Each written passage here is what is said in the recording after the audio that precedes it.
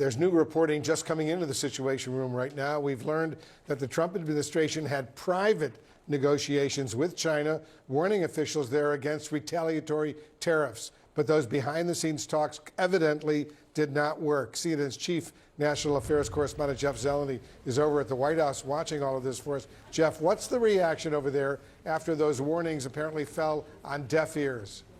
Well, if they did fall on deaf ears, but it's just the latest example in the really day by day, the deepening trade war that is underway between the United States and China. Yes, we are learning that U.S. officials privately behind the scenes urged China to not retaliate. In fact, the Treasury Secretary Scott Bessent has been saying that publicly all along, warning countries to not retaliate. Well, those warnings have fallen on deaf ears, particularly with China, as they raised their tariffs to 125%.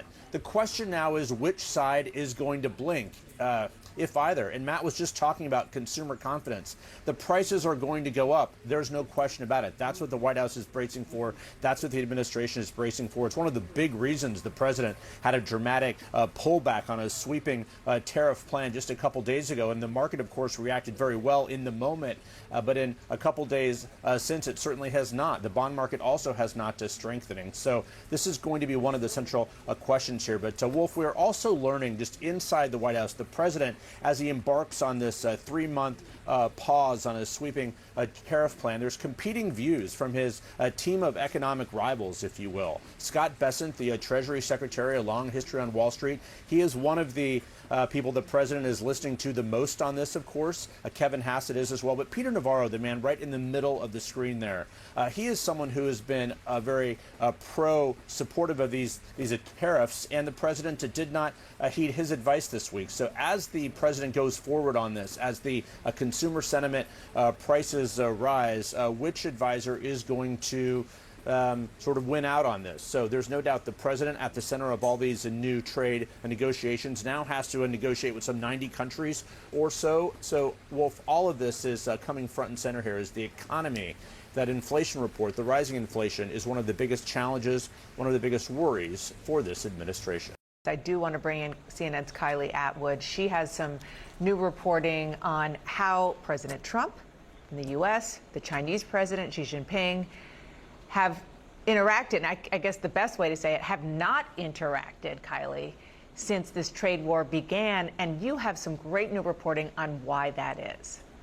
Dana, just hours before these new retaliatory tariffs came out from China this morning, the Trump administration had privately warned Chinese officials of two things. First of all, not to retaliate, which we heard from Trump time and time again over the last few weeks, but also that China should be requesting a phone call between President Trump and President Xi.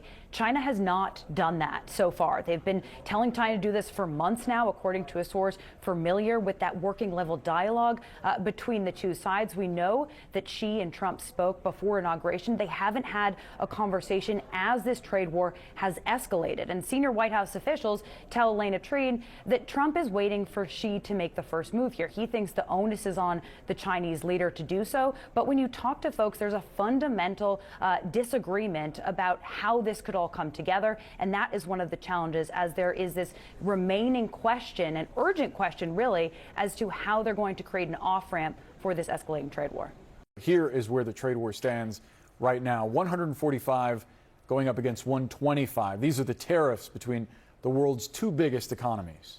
And here's another number, 4,700 or about $400 per month. That is how much more money Yale's now estimating, the Yale Budget Lab, that President Trump's tariffs are going to cost average households each year. And with just hours left in trading, the Dow right now up. You're seeing that swing here going into the afternoon, up almost 650 points. But it was up and down there throughout earlier in the day. With us now, we have CNN business editor-at-large Richard Quest. We have CNN chief national security analyst Jim Sciutto as well. Richard, a key economic gauge, the consumer sentiment now at its second lowest level on record, going back to 1952. Why? We shouldn't be surprised with all that's coming out and all the worries about tariffs. It's not just that, it's the complexity of everything else as well. The changes within the federal government, the worries about job losses, the worries about a slowing economy, higher inflation.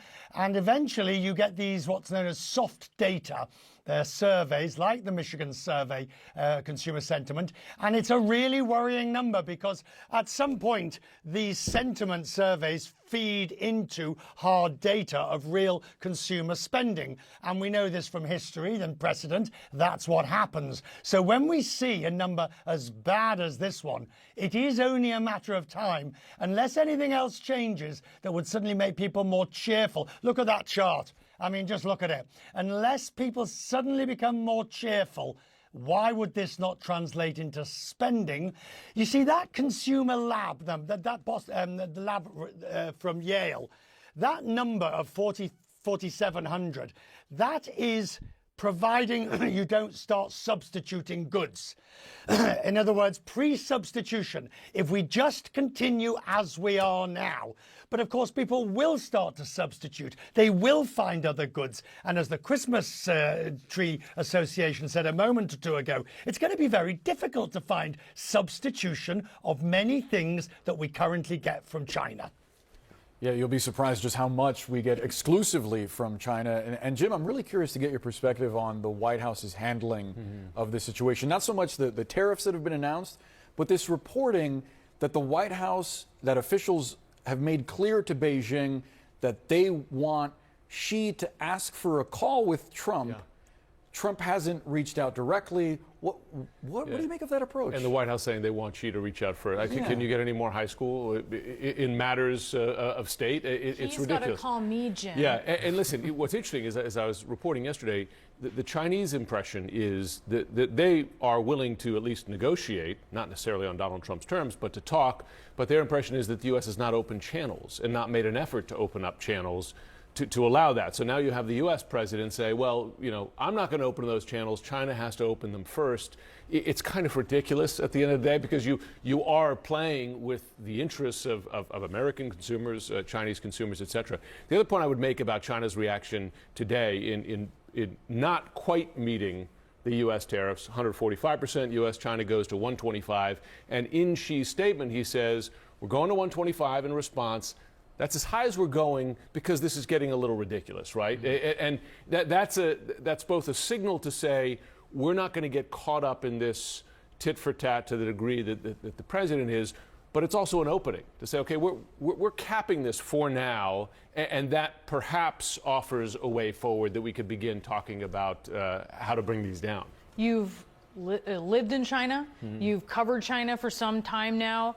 As we're looking at this question of who's going to blink first, with two very different political systems, what is your gauge on this? Well, different systems, listen, one's a democracy, one is not. One's a single-party state, very much not a democracy. But China does have politics, and Chinese leaders do not want to be seen, we were talking about this yesterday, I believe, do not want to be seen as capitulating to America. That is not good politics for a Chinese leader. Long colonial history to go back into, we could talk for hours, but they don't want to be seen as kowtowing to the West here. So the browbeating is not a great diplomatic strategy. And we've seen that in the past as well. Now, we should say, Donald Trump mixes in with the tariff browbeating some comments about how good a friend he is with Xi. But we'll see if the door has been closed for now or if there's a little bit of an opening and perhaps they start opening those channels. Richard, it's interesting to explore the power that the EU has now because they can tip the scales in terms of how impactful these tariffs will be for either nation, depending on where negotiations land. So you've got the Spanish Prime Minister in Beijing. You've got the EU basically saying, well, we're going to start looking at other markets. I think this will most certainly give a huge boost to China-EU relations to try and complete some form of trade agreement because everybody is now wanting to circumnavigate the United States. Now, you can't up to a point.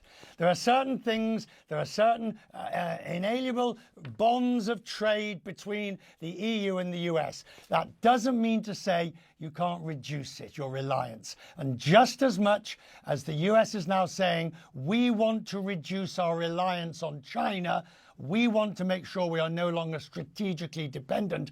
The EU absolutely is saying, is there a deal to be done with Brazil and Mercosur? Is there a deal to be done with ASEAN, a stronger one? Jim, can I just ask Jim, do you think, sorry guys, but do you think that the Xi statement is actually a sort of not a white flag, but just a sort of an olive branch that both sides can now take to move forward? I think it has two sides to it. One, it's a bit of a message to the U.S. to say, this is silly. This is getting silly. We're not going to play this game of chicken. But Xi Jinping, also by not going right up to the level of U.S. tariffs, I think one can look at that as a small opening for discussions. Both of them want to talk. Now the question is, I suppose, who picks up the phone first? That's where we are. You see, Boris, Brianna, that's what happens when you get two anchors who are also your guests. We'll just hijack the whole thing. He did it, by the way, just so you know. I only answered. No objections here over who calls who first or who asks what question. We're all friends. It's a fun conversation, and we appreciate it. Richard Quest, Jim Sciutto, thank you both.